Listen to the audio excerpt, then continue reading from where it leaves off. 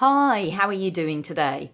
Today I want to talk to you about how you can use fitness as a tool to help you stop drinking and stay sober successfully. And this makes complete sense when you think about it, because when you stop drinking or you stop any unhealthy habit, you want to create new, healthier habits in its place. And by choosing something like health and fitness and setting yourself some really specific targets around your health, around your fitness levels, you can actually distract yourself from thinking about drinking. So you can put all your energy and focus into your fitness and health goals instead of putting your energy and focus into alcohol.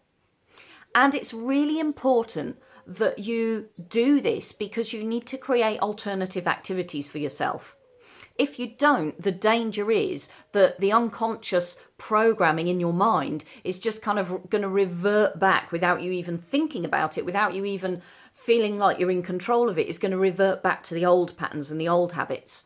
So by putting your energy and focus, dedication, concentration into newer, healthier habits, you're helping to distract your brain away from thinking about drinking. And of course, that's a really good thing. That's what you want to be doing. The other thing is that when you're setting yourself really specific targets around health, around weight, around fitness, by making them really specific, making them challenging, so they're going to stretch you and push you, but also achievable, you set yourself up for success. So what do I mean by challenging and achievable? Well, they've got to challenge you enough to push you into having to work for them.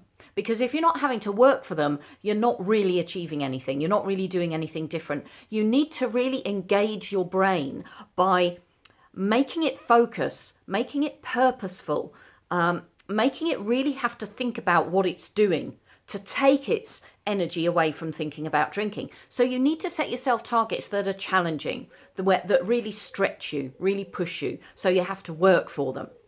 But you need to make sure they are achievable and realistic. Because when they're achievable and realistic, and you succeed with them because they're achievable and realistic, you end up feeling really good about yourself.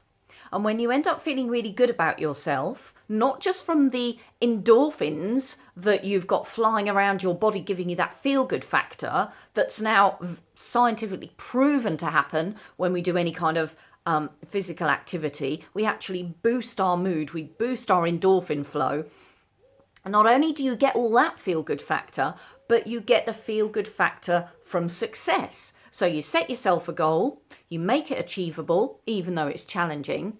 You take all the steps you need to take to work towards that goal. You make it relatively short term, so you can actually see the progress you're making, each step that you take towards it. And you get that feeling of success. You get that feeling of, yes, I can do this. And that feeling of success, that feel-good factor, that feel-good feeling adds to your strength, your motivation, your levels of positivity. And it's really important to feel good about ourselves and to raise our positivity levels when we're changing an unhealthy habit like drinking into something more healthy. Because we're actually changing the programming in our brain, and that takes focus, it takes concentration, it takes some practice, it takes some work. And so we really want to create success for ourselves. We want to create this feel-good factor so that we can stay positive, we can stay motivated, we can take every opportunity we possibly can to feel good about ourselves and to kind of develop a better relationship with ourselves, a better connection with ourselves. Because when we do that, when we feel challenged by drinking temptations or alcohol temptations, we're able to stand stronger and be stronger because we're kind of feeling more positive. Now, it doesn't matter what your fitness goals are, whether you're at one end of the spectrum and you're really unfit and you haven't looked after your health or your fitness for a long time, or whether you're at the other end of the spectrum and you're super fit and healthy and you can set yourself really challenging goals. It doesn't matter where you are on that spectrum, from one end through the middle to the other end. The important point is that you set yourself specific, achievable, but challenging targets that are going to stretch you and enable you to feel that glow, that joyful glow, that natural high of success. I'll give you a really good example. When I first stopped drinking, I couldn't even do one push-up, one full body push-up. And I mean, I was relatively fit. I did a lot of working out. I did some strength training and I did some cardio stuff.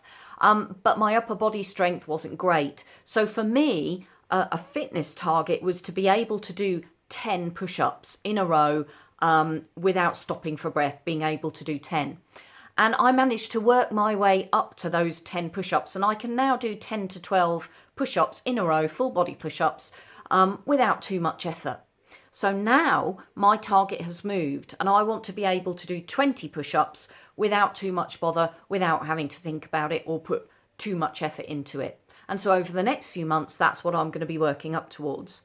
Now, for some people, it might be something as simple as swimming 10 lengths in a swimming pool. It might be something like walking to the corner shop and back every day. If somebody, for instance, has some kind of physical disability or physical illness or ailment that makes movement and physically working out difficult, then your targets need to be adapted to suit your situation. So wherever you are on the scale is irrelevant. The point is, you're not making comparisons with other people, other people's achievements, other people's targets, other people's goals. You're only making comparisons with yourself and how you were in the past.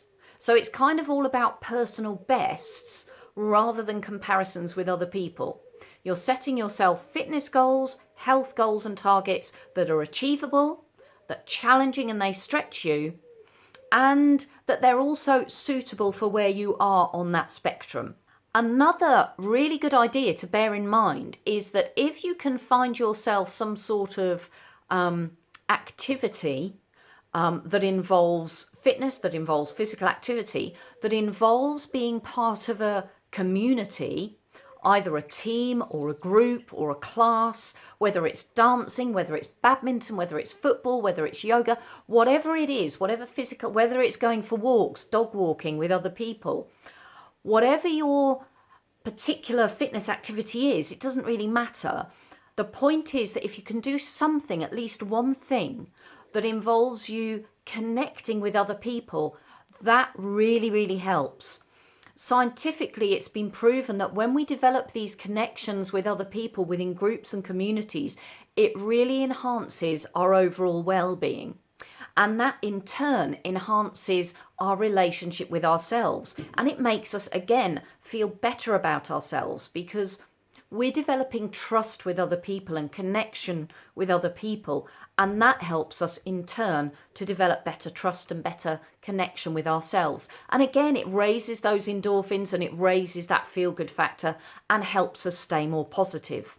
So it's absolutely fine to do like I do and to do your workouts at home alone or whatever, but to choose one thing, at least one thing, that puts you in contact in some kind of team or group or community way with other people is even better. And this relationship between getting fit, setting yourself fitness and health targets and goals, and stopping drinking, this relationship can also be turned on its head. We can look at it from the other way round, in that when we stop drinking, when we remove alcohol from the equation, it makes it much easier for us to reach our fitness goals because we're no longer feeling jaded, we're no longer feeling hungover, we're no longer feeling unrefreshed and unrested because we're getting poor quality sleep. We're firing on all cylinders, our brains are alert, our bodies have more energy, we're getting better quality sleep, we're not feeling hungover, so we're able to stick to the fitness commitments that we make ourselves. So this is a kind of upward spiral that we really want to get into. The more that we focus on our fitness goals and targets, the more we're successfully achieving those, the better able we are to stay sober. And the more we're putting our energy into being fit, being healthy, the less we need alcohol.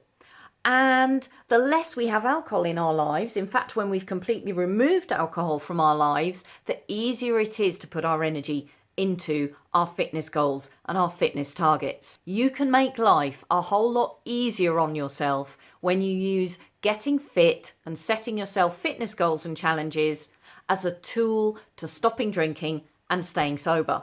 If you want to receive regular updates from me and my channel, you can subscribe here. I'll look forward to catching up with you very soon, but in the meantime, let's go get sober and fit together.